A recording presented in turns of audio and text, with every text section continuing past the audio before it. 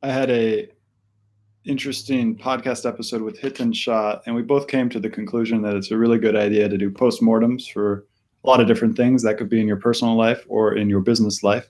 Essentially, looking at the activity you just did or the project that you planned, and really looking at taking a hard look at what just happened, and so that you can kind of bring the insights out of it and then use that to incorporate that into future learnings. So I just did an improv class, and I learned a lot. The biggest thing that I learned from this improv class, one of the exercises was we all started to kind of basically there would be five people. One person would make a noise or in a movement and get really silly. And then another person would join that person and then make a different move and get really silly in a different way. And that first person would then copy that person. And you did it with five people. So each new person would add another thing. And there's no language involved. It's all physicality with noises. And it brought up something really interesting we were talking about afterwards, that culturally, if I go to Mexico and I tell a joke that I learned in America, usually that doesn't translate, even if I'm telling it in the other language. Humor itself is different based on different cultures, except when it's physical humor. When you're just being silly, anybody can understand that. Being silly with your body, anybody can understand that from any different culture. You can go any different place and be silly and put a smile on your face and transmit this feeling of happiness and silliness. And people get that everywhere in the world. It's something I've lived in a lot of different countries, and I recognize that to be true. Some other things that I learned during this improv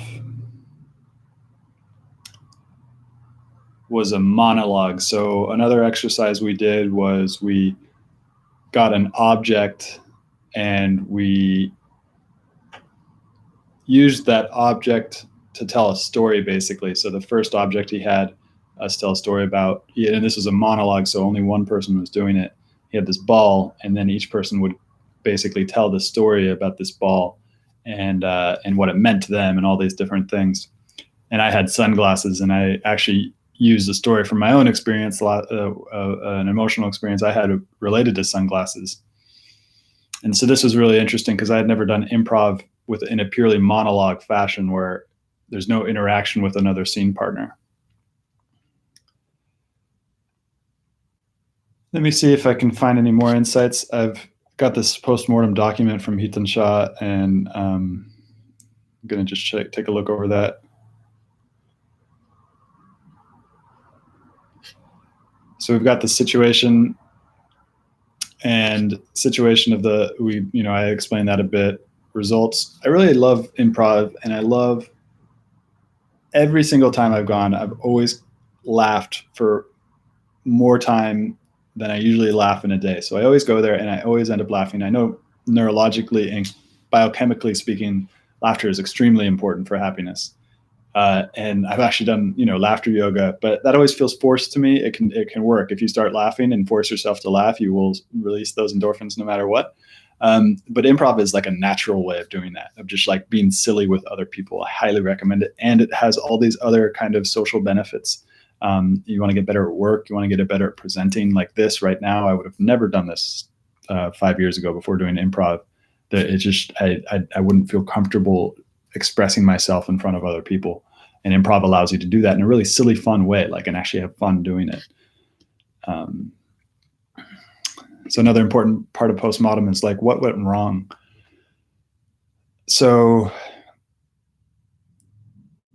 here's a great story. So we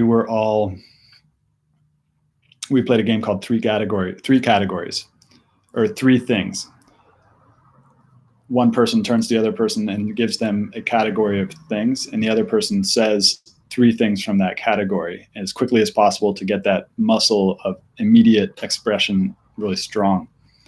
And so someone asked me, "What is under your bed?" And the first one was like a monster. And the second thing, I came up with it in my head, and it was, I'm going to share it here because I don't have enough followers to make it important. The thing that came up in my head was a dirty condom. And I stopped myself from saying that out of fear of offending someone. It's pretty funny. I think it was pretty funny. And if I were to do that over again, I would have let myself say that. I have this self-censor, the censor, basically everybody has it. Mine was pretty strong, and that prevented me from really expressing something that I think a lot of people would found funny. Maybe I would have offended somebody, but that's all right too, because life is offensive sometimes. Sometimes we need to offend each other in order to express ourselves. There is a point at which that becomes violent, and I think that point should be honored and not gone past. But I think it's also important to express ourselves and to laugh and to make fun of the difficult situations of life. So I think that censor I would have changed that. That goes into what can I do better next time. I think just censor myself less and really kind of honor humor and edgy humor as well. So yeah, hopefully this is helpful. I hope this is also for my own learning so that I have a record of what we did. I'm thinking about starting a podcast. I have a podcast. I'm thinking about starting a remote improv drop-in group so that we can do improv remotely. Other people have tried it. Nobody's gotten anywhere with it. But I think with Zoom, we could actually do it, and it would be a lot of fun. So please let me know if you are interested in that, because I'd love to have other people join us for some improv. Hopefully you got something out of this. Let me know if you don't, and feel free to subscribe if you're interested in this kind of stuff.